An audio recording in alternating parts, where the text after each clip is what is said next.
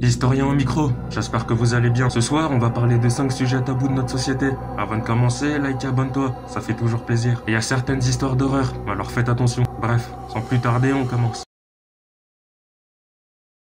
Une chose tueuse. Ce soir, je vais t'expliquer ma thèse sur la cigarette. Au départ, cette saloperie a été créée pour se détendre, apaiser les émotions et rendre plus sociable. Mais de nos jours, ça va beaucoup plus loin. Voici ce que j'en pense et ça se déroule en différentes étapes. Premièrement, rendre addict. La première fois doit procurer des sensations chaleureuses et pousser le consommateur à recommencer encore et encore. Deuxièmement, le budget. Petit à petit, tu dépenseras des sommes assez conséquentes pour te procurer cette et ça va faire qu'augmenter. Troisièmement, intégrer cette mauvaise habitude à ton quotidien. Ton cerveau va vite s'y habituer car il adore et ensuite c'est pour la vie. Je le précise, mais c'est dans la majorité des cas. Quatrièmement, la maladie. Parfois, tu auras des remises en question sur un potentiel sevrage, mais ça ne marchera pas. Et quand ton âge sera élevé, une maladie qu'on ne pourra pas traiter va plonger le corps jusqu'à la mort. Et la cinquième étape est la dépression profonde. D'après des gens malades, on se pose la même question. Pourquoi je me suis pas arrêté plus tôt ?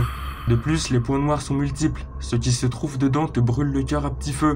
Et la légende dit qu'une cigarette est égale à un jour en moins dans ta vie. Après, bon. Alors pourquoi avoir créé cette chose ? Nous serons bientôt en surpopulation. Et à ton avis, comment on peut tuer des milliards de personnes sans attirer l'attention ? Un sujet très tendu. Ce soir, je vais te parler de la religion. Avant de commencer, si tu n'aimes pas qu'on parle de sujets qui fâchent, quitte cette vidéo. Parce qu'à la fin, tu seras peut-être en colère. Et je tiens à dire que je resterai neutre, aucune prise de parti. Mais bon, revenons à notre sujet. La religion, réelle ou inventée. Pour commencer, elle est expliquée comme un ensemble de croyances qui définissent le rapport de l'homme avec le sacré. Officiellement, c'est au XVIe siècle que le terme voit le jour, et les principales croyances sont le christianisme, le judaïsme, l'islam et le bouddhisme. Mais aujourd'hui, il y en a beaucoup d'autres. Là, je vais te présenter 4 arguments, et à chaque fois, il y aura le pour et le contre. Premièrement, le sens. En général, les croyants disent que la foi donne un sens à leur vie. De plus, grâce à la religion, certains arrivent à se sentir bien émotionnellement et surmontent des épreuves qui semblent insurmontables. En revanche, certains pensent que c'est une illusion, inventée de toutes pièces. Toutes les preuves sont fausses et le but de cette manigance est de nous contrôler. Deuxièmement, notre existence. Dans certaines religions, les histoires sont différentes. Par exemple, dans l'islam, le christianisme et même le judaïsme, c'est Adam et Ève. Pour ceux qui pratiquent l'hindouisme, c'est Brahma qui a créé le monde et les humains.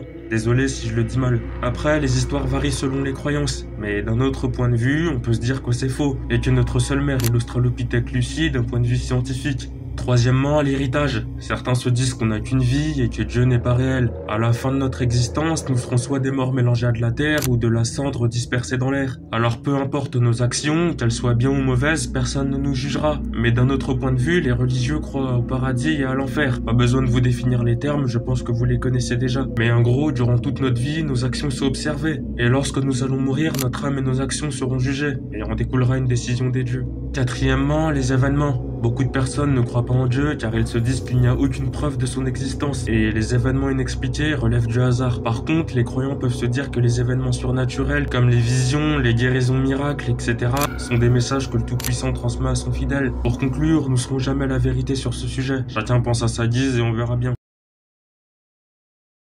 La thèse de l'art sombre, 1918. Ce soir, vidéo assez spéciale sur le comportement, mais je vais juste expliquer ma pensée. Je te dis 1918 parce qu'après la Première Guerre mondiale, les soldats sont ressortis brisés. Et t'imagines que des soldats pas bien mentalement dans les rues, ça va faire pas mal de dégâts.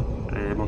Pour commencer, je définis l'art sombre comme notre côté le plus violent et agressif, qui dort au fond de nous. Concernant son déclenchement, il est divers. C'est peut-être dû à une injustice, un traumatisme, ou la perte totale de foi en l'humanité. Quand tu éprouves cette sensation, tu te sens trahi, et t'as l'impression d'avoir perdu toute confiance en toi. Et c'est là que tu veux faire mal, de n'importe quelle manière. C'est-à-dire taper, briser mentalement, pour être plus précis, tu veux de la casse. Parce que dans cet état, le fait d'en découdre devient une priorité. De plus, l'art sombre arrive principalement chez les jeunes, c'est-à-dire 16-25 ans. Bien sûr, ça existe aussi chez les adultes, mais leurs réactions sont beaucoup moins violentes. Pour conclure, c'est sûr que t'as déjà ressenti cette sensation, mais il faut pas en avoir peur, parce que ça fait partie de nous.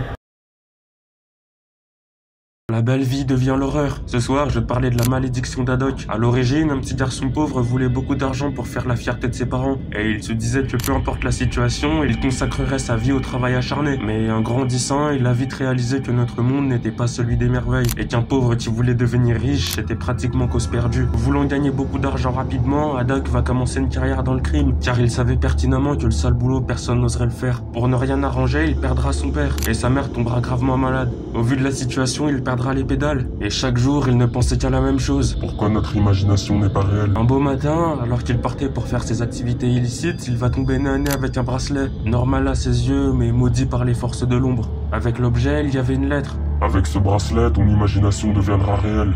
Mais n'en abuse surtout pas. Haddock mettra le bracelet et fera de grandes choses. Il guérira sa mère et réanimera son père. Grâce à son pouvoir, il sera l'homme le plus riche du monde. Mais petit à petit, il deviendra addict. Et au bout d'un certain temps, c'est le bracelet qui contrôlait Haddock. Son imagination lui fera créer n'importe quoi. Et à cause de lui, le monde était plongé dans le chaos et la désolation. Ainsi, Haddock finit par mourir en emportant le bracelet dans sa tombe.